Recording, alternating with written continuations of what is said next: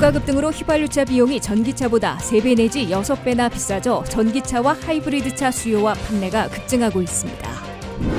미국의 주택 모기지 이자율이 급등해 모기지 신청이 8%나 급감하고 주택 거래도 냉각되고 있습니다.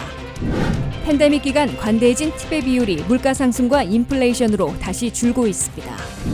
과도한 낮잠이 치매 초기 증상일 수 있다는 연구 결과가 나왔습니다. 유럽을 방문한 조 바이든 대통령은 푸틴 정권의 생화학 핵무기 사용 위협에 서방 연대로 강력히 맞대응하고 나섰습니다. 여러분 안녕하십니까? 워싱턴 뉴스 투데이입니다. 미국에서 유가 급등으로 휘발유차 비용이 전기차보다 3배 내지 6배나 비싸져 전기차와 하이브리드차 수요와 판매가 급증하고 있습니다. 올 1월 한 달 동안 미국 내에서는 전기차와 하이브리드 차량이 6만 4천여 대가 판매돼 1년 전보다 37.4%나 급증한 것으로 집계됐습니다. 김지수 기자가 보도합니다. 미국을 비롯한 지구촌에서 유가 급등이 전기차 인기를 폭발시키고 있습니다. 유가 급등으로 휘발유 자동차의 비용이 전기차보다 3배 내지 6배나 비싸진 것으로 나타났습니다. 혼다 시빅과 같은 소형 승용차의 휘발유 탱크를 다 채우는데 12갤런을 주유할 경우 53달러 50센트가 드는 반면 테슬라 모델 3의 충전 비용은 7달러 43센트에 불과합니다. 가장 인기 있는 경트럭인 포드 F150을 23갤런으로 채우는데 99달러 이상 드는 반면 전기차 버전인 F150 라이트닝을 충전하는 데는 13달러 50센트만 내면 됩니다. 환경 문제에 이어 유가 급등이 겹치는 바람에 미국을 비롯한 지구촌에서 전기차 수요와 판매가 폭발하고 있어 전기차 시대를 한층 앞당길 것으로 보입니다. 미국 내에서만 올 1월 전기차와 하이브리드 차량이 6만 4,300여 대가 팔렸습니다. 이는 1년 전보다 37.4%나 급증한 겁니다. 전기차는 지난해 1년간 미국 100만 대 이상, 지구촌 전체에서는 660만 대가 판매됐는데 러시아의 우크라이나 침공으로 유가가 폭등하면서 전기차의 관심과 수요, 판매가 폭발하고 있습니다.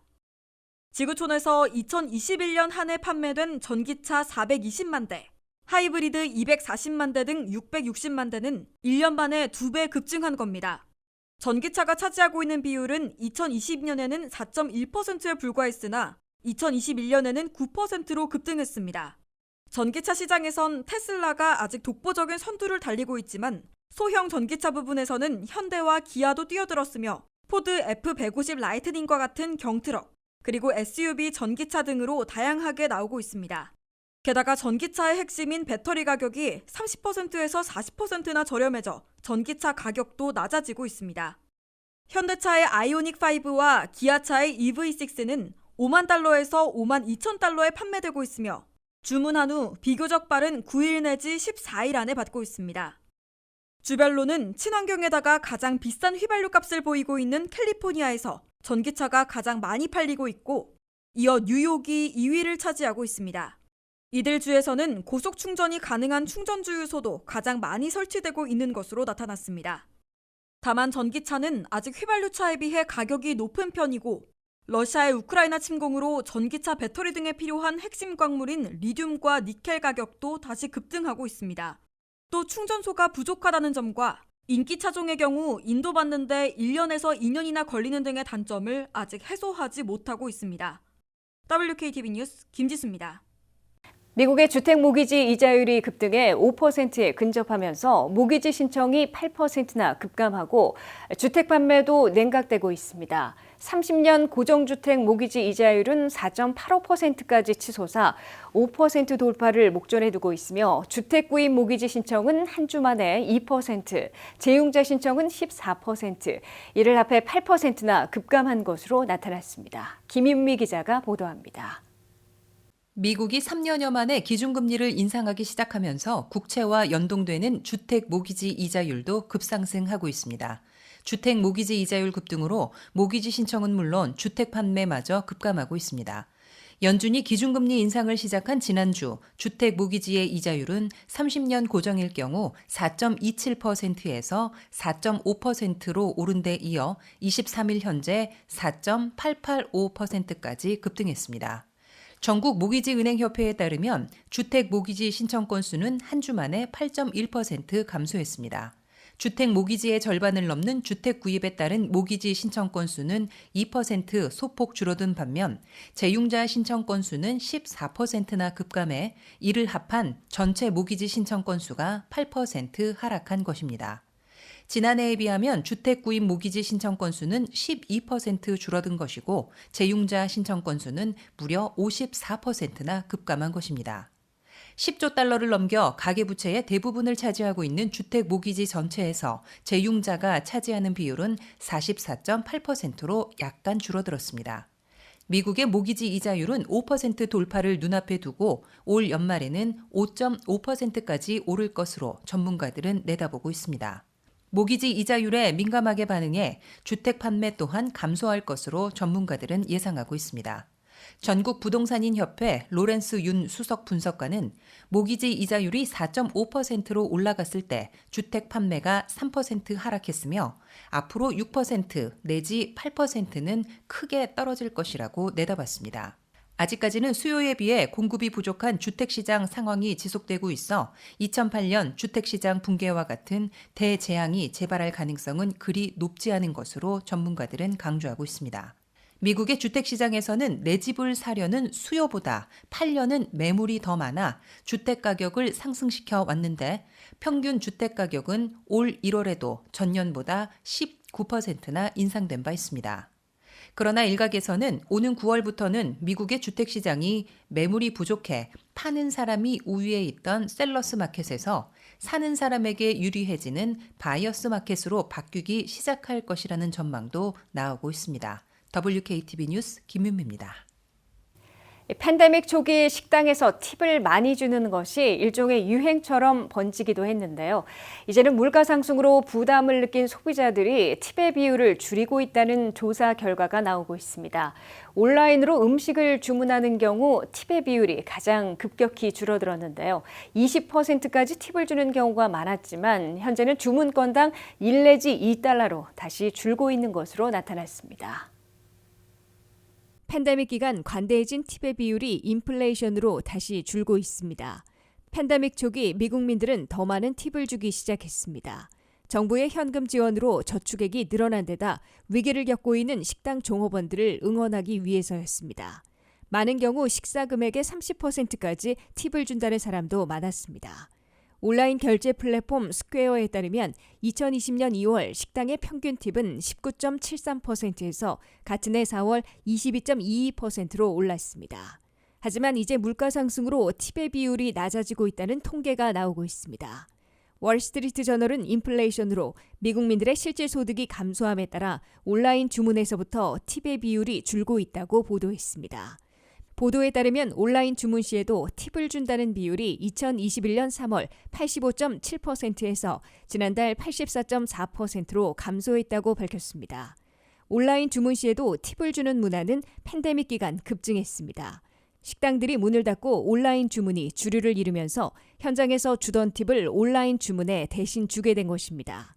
전화나 온라인 주문 시 팁을 주는 비율은 팬데믹 전 50%에서 최고 90%까지 늘어나기도 했습니다. 뉴욕타임스는 팬데믹 초기 온라인 주문 시에도 20%까지 팁을 주는 비율이 많았지만 현재는 주문 건당 1 내지 2달러로 다시 줄고 있다고 밝혔습니다.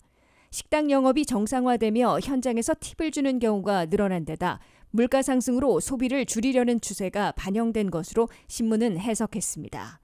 식당에서 직접 팁을 주는 비율도 소폭 감소하고 있습니다. 식당과 바의 팁 비율은 2020년 2월 19.45%에서 21.2%로 증가했지만 지난해 8월에는 19.1%로 감소했습니다. 프랜차이즈 커피숍 같이 직접 서비스를 받지 않는 경우 팁의 비율은 더 적었습니다. 2021년 3월부터 지난달까지 전체 구매액에서 팁의 비율은 17.2%에서 15.2%로 줄었습니다. 미용실과 마사지샵 등 뷰티업계의 팁 비율도 줄긴 마찬가지입니다. 뷰티업계 팁 비율은 지난해 초 평균 25.4%에서 지난달 24.9%로 소폭 하락했습니다.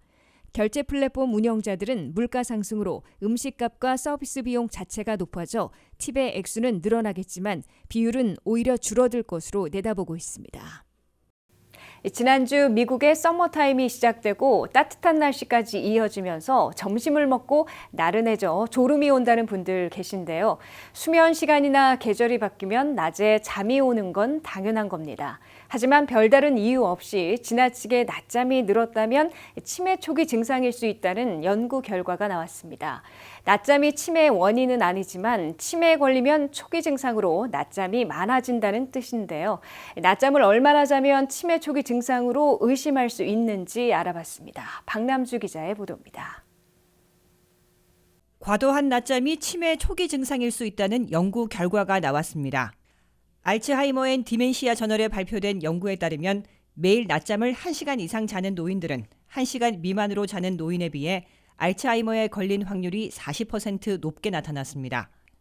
낮잠이 치매의 원인이라는 게 아니라 치매에 걸리면 초기 증상으로 낮잠이 많아진다는 뜻입니다. 이번 연구에 참여한 캘리포니아대 유랭 박사는 과도한 낮잠과 치매 사이의 연관성을 발견했다며 하루 2시간 이상의 낮잠을 자는 사람은 30분 미만으로 자는 사람에 비해 인지장애의 위험이 높게 나타났다 밝혔습니다.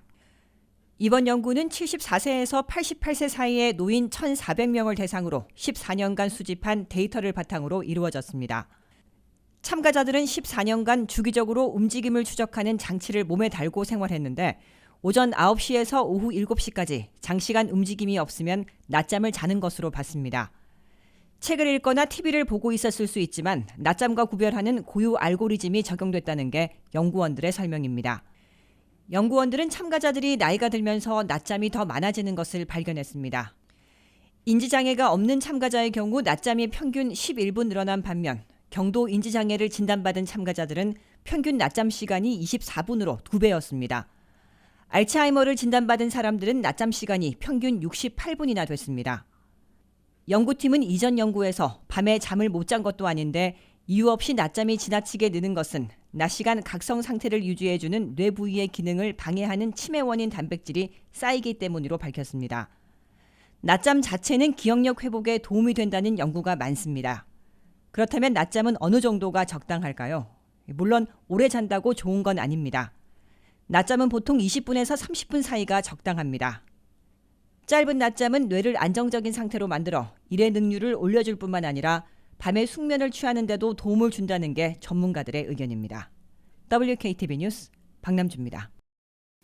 조 바이든 대통령이 유럽을 직접 방문해 나토와 유럽연합, G7 정상회의를 잇따라 갖고 러시아 푸틴 정권의 생화학, 핵무기 사용 위협에 서방연대로 강력히 맞대응할 태세를 갖추고 있습니다. 미국과 나토는 러시아가 생화학 무기나 방사능 무기로 우크라이나를 공격할 가능성에 대비해 대응 장비들을 긴급 지원하고 나토 동맹에 가입한 불가리아, 루마니아, 헝가리아, 슬로바키아에 전투병력과 무기를 증파해 배가시키기로 했습니다. 한면태 기자가 보도합니다. 러시아의 우크라이나 침공과 무차별 공격이 개전 한 달 만에 휴전이냐 확전이냐를 가를 중대 기로에 서고 있습니다. 코너에 몰린 러시아가 우크라이나에게 생화학 무기를 사용하거나 심지어 파괴력을 낮춘 전술 핵무기까지 사용할 가능성이 있어 미국과 나토의 맞대응을 불러와 확전될 우려가 높아지고 있는 반면에 휴전의 돌파구를 찾을 수도 있다는 예측도 나오고 있습니다. 유럽 방문에 나선 조 바이든 대통령은 벨기에 브뤼셀에 도착해 나토 30개 동맹국 정상회의에 참석하고 곧이어 유럽연합 27개 회원국 정상회의 그리고 G7 정상회의를 잇따라 갖게 됩니다. 군사동맹인 나토 30개 동맹국 정상회의에서 미국과 나토는 러시아가 생물 또는 화학무기로 공격하거나 심지어 소형 전술핵무기를 사용할 경우에 대비해 우크라이나가 피해를 최소화할 수 있는 방호장비들을 긴급 제공키로 했습니다. 미국과 나토는 이와 함께 옛 동구권 국가들로 나토에 새로 가입한 불가리아, 헝가리, 루마니아, 슬로바키아에 4개 전투그룹 병력과 무기들을 증파해 전투 능력을 배가시키기로 했습니다. 나토는 유럽 지역에서 미군 10만 명을 포함해 14만 명의 병력과 군용기 130대, 군함 140척을 운영하고 러시아 등으로부터의 위협받는 지역에 증파하는 방식으로 맞대응하고 있습니다. 미국과 나토는 러시아 푸틴 정권이 우크라이나에서 코너에 몰리거나 폐색이 짙어지면 후퇴하기보다는 시리아에서처럼 화학무기를 사용할 가능성이 높고 심지어 핵무기 사용도 공개 뒤에 위협하고 있으며 옛 동구권 국가들을 보복 공격할 수 있다고 보고 맞대응 조치를 취하고 있습니다. 조 바이든 대통령은 경제 공동체인 유럽연합 정상회의와 G7 정상회의에서는 러시아의 국가두마 의원 300명 이상으로 경제 제재를 확대하는 방안을 발표합니다.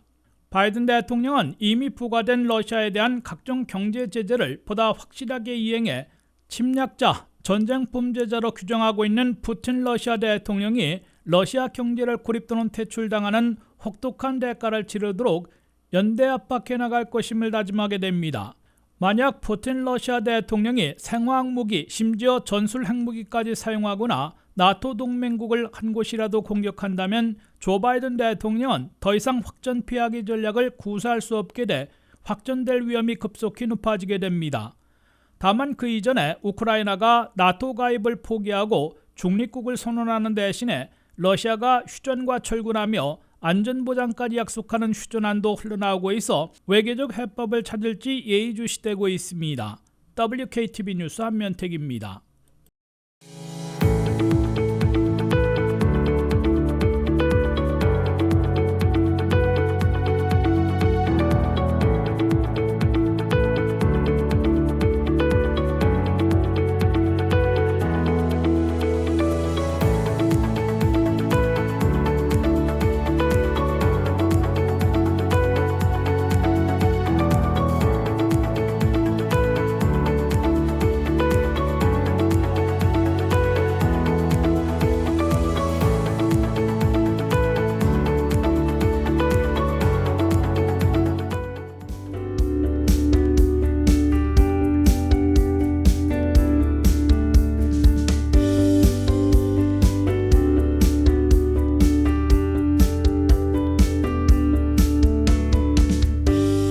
이상으로 워싱턴 뉴스투데이를 마치겠습니다. 시청해주신 여러분 고맙습니다.